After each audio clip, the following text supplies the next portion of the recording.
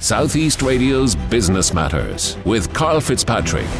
Well, when David Ward started his business, Ward Personnel, back in 2010, it was a big gamble as the construction industry was in the depths of the recession. 15 years later, and the gamble has certainly paid off with a successful Irish operation and offices in both Poland and Denmark.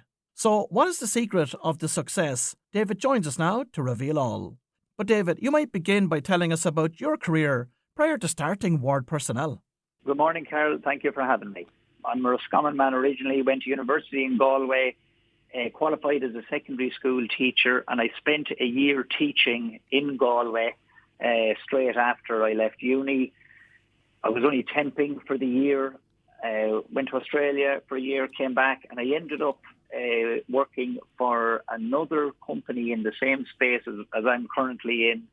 At the time, they would have been one of the largest construction recruitment agencies in the country.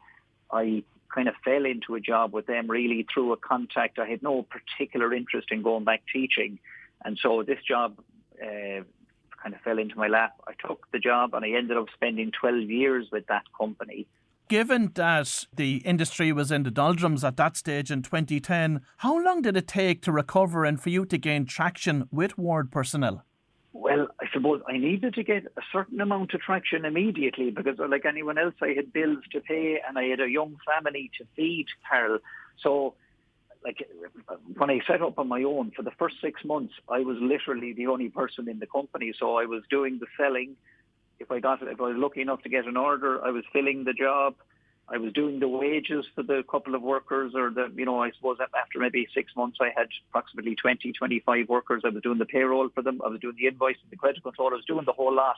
And then I hired my first member of staff, joined after about 6 months, and that man is actually still with us. He's due to retire this year, so he was a huge asset to the company. But I got enough. The overhead was very low, Carol. It was just me, and then it was me and that gentleman, Liam Conlon, who I mentioned. And we were able to get enough, but it was very difficult. It was if you like, it's almost the exact opposite of how the industry is now, Carol. Now, it's not that difficult to get orders, but it's exceptionally difficult to fill those orders with good workers. In 2010, 11, 12, it was exceptionally difficult to get an order. But if you managed to get one, you would have a list the length of your arm of good quality workers to fill those orders. So, David, talk to us about the business model today. It's still the same business model fundamentally in that we are providing manual workers on an hourly rate to the construction industry. So we provide general operatives, machine drivers, carpenters, ground workers, steel fixers, etc. In more recent years, then we diversified and we set up what we refer to now as our international sourcing division. And that division is primarily involved in bringing workers into the country, Carol. We have an office in Poland. You may be going to touch on that later in the interview. But we bring workers into the country, and a lot of those workers we've ended up finding a little niche for ourselves in the mechanical and electrical industry. So we are bringing in predominantly electricians, mechanical fitters, ductwork installers, pipe fitters, etc. And a lot of the work would be in large pharma and data center type environments.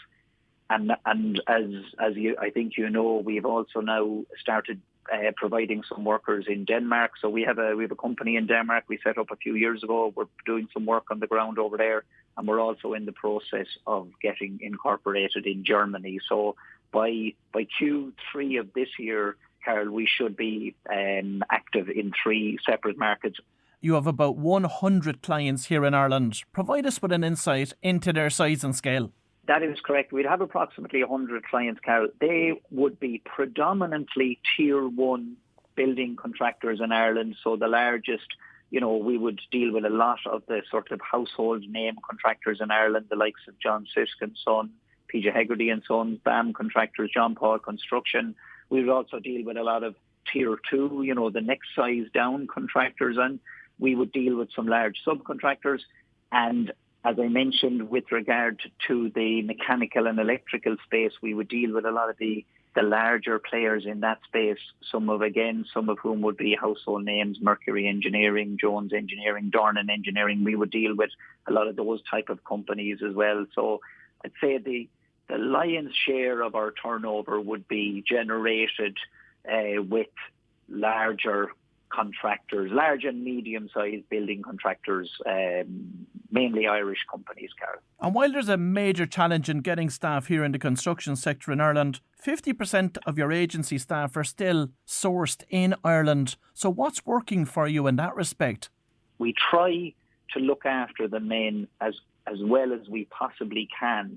And unfortunately, the industry, the agencies in general would have somewhat of a checkered history in terms of doing that. And,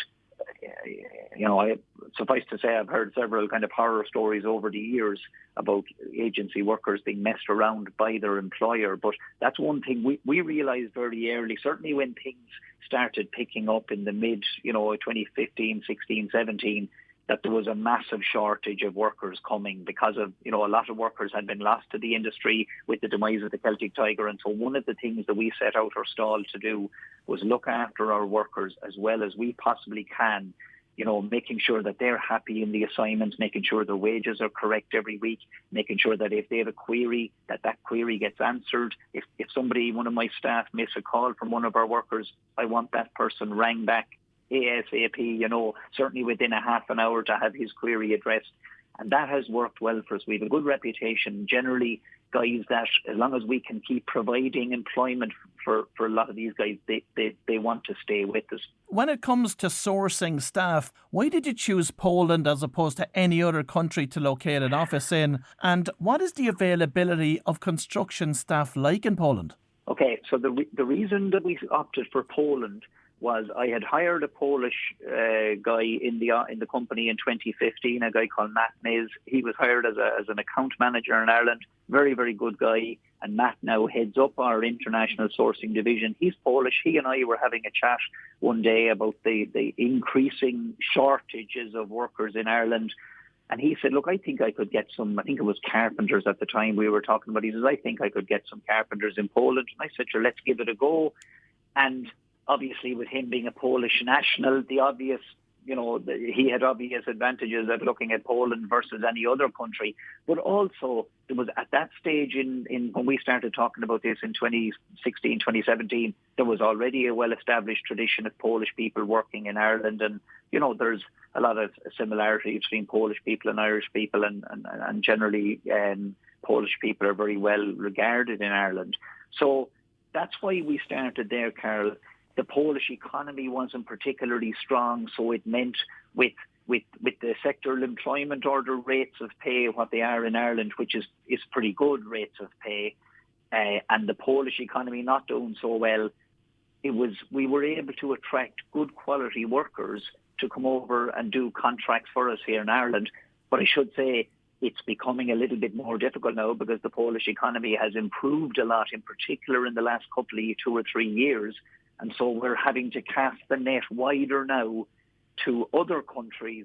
We're bringing guys from Romania, from Moldova, from Croatia. Wherever we can find workers of the requisite quality, we will go there. Now we still bring a lot of Polish people, but we're having to look elsewhere as well to meet the requirements we have.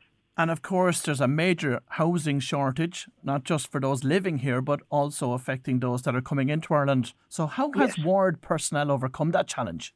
There's a lot of moving parts in terms of finding workers in another country and delivering them to a building site for our client on a Monday morning at 8 o'clock. There's a lot happens in between. But by far the single most difficult part of that, Karl, you won't be too surprised to hear, is finding accommodation. So we would have people in our offices in Cork and in Dublin, literally trawling the internet, spending hours and hours every week looking for houses on Daft and on myhome.ie, etc., and then going out to meet landlords maybe for viewings and basically begging landlords to rent houses to us. And we've been doing this now for 7 or 8 years. So we have built up, we are currently renting a lot of houses across the country for these workers. And there was no short-circuiting of that. It was difficult. There are work visas available for staff coming in as well from outside of Europe in the construction sector. However, from an agency perspective, in that you cannot put staff into temporary employment on behalf of an agency, is that something you'd like to see the department change? And if they did change it, would you look at entering that space?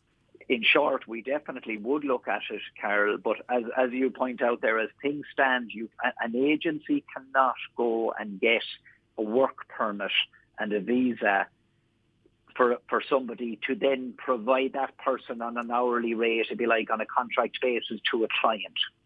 So and our model is to provide people on a temporary, on an hourly rate basis. So it would be a huge thing actually for ourselves and for other agencies in this space if that legislation was looked at, if the government would look at that, because it would open up a whole other array of markets, if you like, where you could source workers from. Well, if you've just tuned in, that was David Ward from Ward Personnel, and the growth horizon certainly looks positive for the years ahead. Southeast Radio's Business Matters with Karl Fitzpatrick.